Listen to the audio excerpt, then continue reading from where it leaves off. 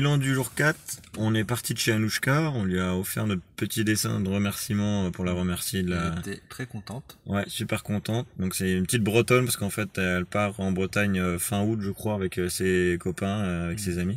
Donc du coup on lui a fait une petite bigoudaine en hommage, en lui souhaitant bon voyage. On a pris la route pour Salzbourg, on s'est arrêté, on a fait une petite pause sur l'autoroute avant d'arriver en Autriche pour prendre la vignette. La vignette et puis prendre un petit déjeuner. C'était assez sympa. Bon, avec Charles, on a décidé de faire un petit détour aux États-Unis. Hein. On est dans un petit café, là, Memphis, là, pour prendre le petit déjeuner. Hop, avec une station-service, super sympa. Non, on est toujours en Allemagne, direction l'Autriche. Dans quelques minutes, trentaine de minutes, on est en Autriche pour continuer le road trip. Et puis bah on a fait la route, je sais pas combien de temps on a roulé, une petite heure, à peine une heure, je crois, 1h30. Ouais, c'est ça. C'était pas très loin de Munich. Et puis bah on est arrivé là-bas, super beau temps, très chaud. Et trop chaud. Ouais, trop chaud même. Et on est arrivé et franchement surpris en bien, Salzbourg, super joli. Des petits bâtiments à voir et des jolis toits cuivrés. Il y a pas mal d'églises. Beaucoup de choses à voir, ouais. Des grosses églises. Assez concentrées. Ça fait un peu, enfin c'est peut-être pas comparable, mais un peu comme le Vatican quoi. C'est très concentré, des petites ruelles, les maisons tout au même niveau. Et par contre, bah, on voit toutes les églises ou les bâtiments super importants qui dépassent. Avec un gros château, le Hohen quelque chose, Hohenschloss ou Hohenburg, qui domine toute la ville.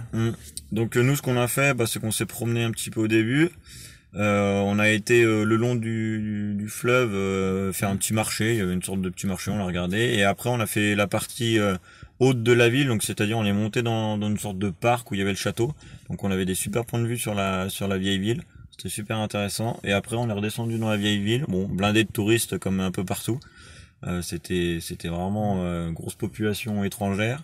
Il faisait très chaud, mais c'était assez sympa parce que les ruelles étaient un peu étroites, donc on était à l'abri du soleil. Pas mal de petits restos sympas. Ouais, bon assez cher hein, quand même, c'est ouais, très touristique, donc c'est un peu un attrape touriste. Et puis franchement, on est rentré dans 2-3 églises.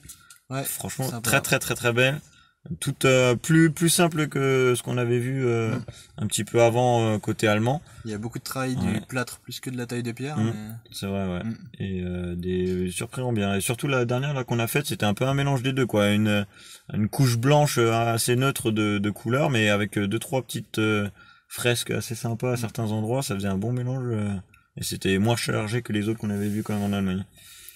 Ensuite, bah, qu'est-ce qu'on a fait? On a bah, forcément Salzbourg, bah, c'est la ville de Mozart, donc on est passé devant la maison natale de Mozart.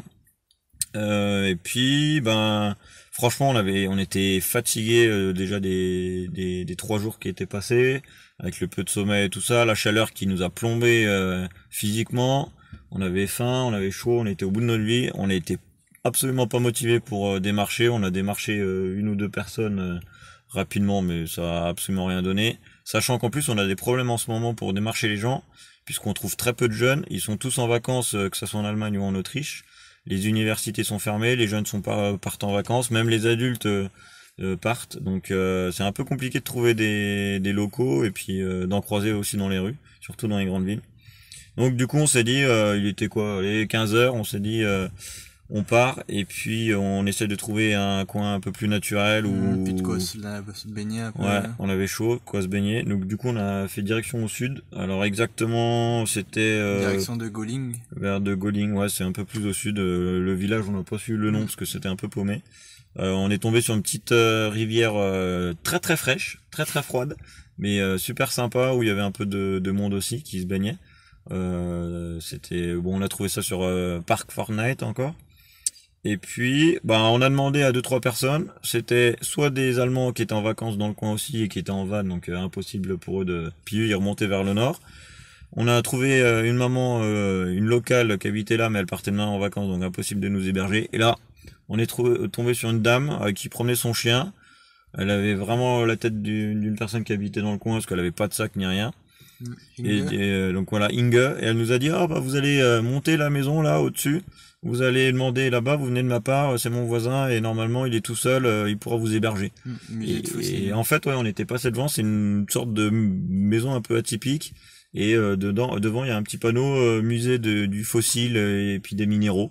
Donc on avait vu ça tout à l'heure, et on est allé là-bas et là on est tombé sur un phénomène. Un monsieur qui s'appelle Wolf, et qui est vraiment une maison très particulière, qui a un musée personnel de fossiles et de minéraux qu'il a constitué lui-même parce qu'il est passionné de fossiles. Premièrement, et franchement il nous a, au début on a eu très très peur franchement. Alors les amis, ce soir on est chez Wolf qui nous a invités. Alors voilà la petite déco, les toilettes, et regardez-moi ça, c'est une cave, un caillou et un cristaux partout, vraiment incroyable. Et le clou du spectacle, la baignoire, c'est incroyable. Je crois que si demain vous avez plus de nouvelles, c'est qu'on est chez un fou et qu'on est devenu un fossile. Donc voici le musée de Wolf, puisque c'est une personne qui a un musée personnel gratuit qui ouvre à tout le monde de fossiles et de pierres. Et il y a un nombre incalculable de différents fossiles, de différentes pierres dans son château-chalet, on va appeler ça comme ça. Mon Dieu! Des fleurs ou des trucs. Putain, Charles, je sais pas.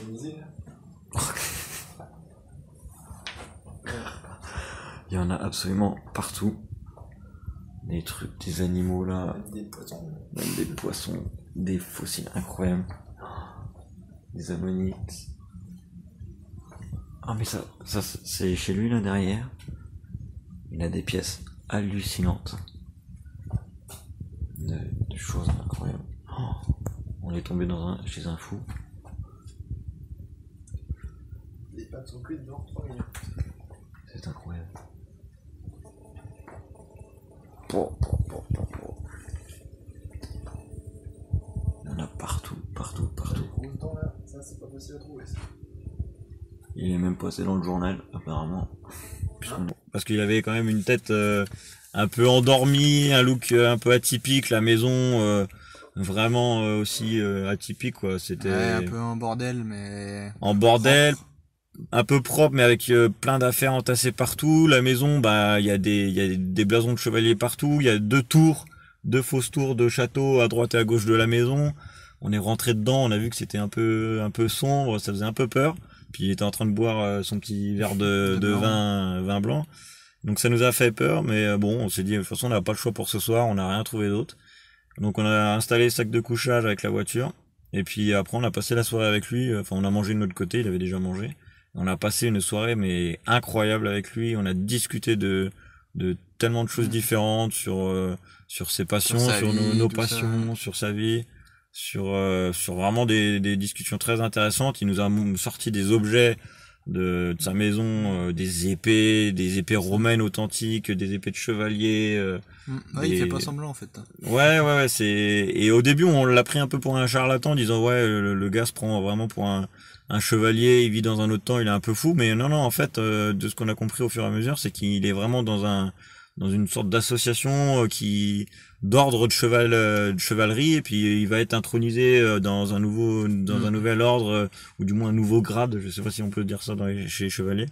Il va être intronisé et tout ça, il nous a montré des photos, il fait des combats à l'épée, il apprend les techniques de combat, enfin vraiment super passionnant. Puis un super chercheur en fossiles et tout, et puis il y a plusieurs articles de journal. Ouais, sur lui. Apparemment, il serait même connu mondialement sur ce qu'il fait, et il fait même des conférences, même si c'est pas son métier à la base. Maintenant, il est en retraite, mais sa passion c'est les fossiles. Il y a plein de gens qui viennent le voir pour ça, faire des échanges. Des échanges. Il va dans les universités avec des scientifiques ou des gars vraiment des grosses pointures de ça, et il fait des échanges avec eux et il fait des recherches. Donc vraiment une rencontre, mais on s'y attendait pas. Non, c'est venu de nulle part et on est tombé sur le cul.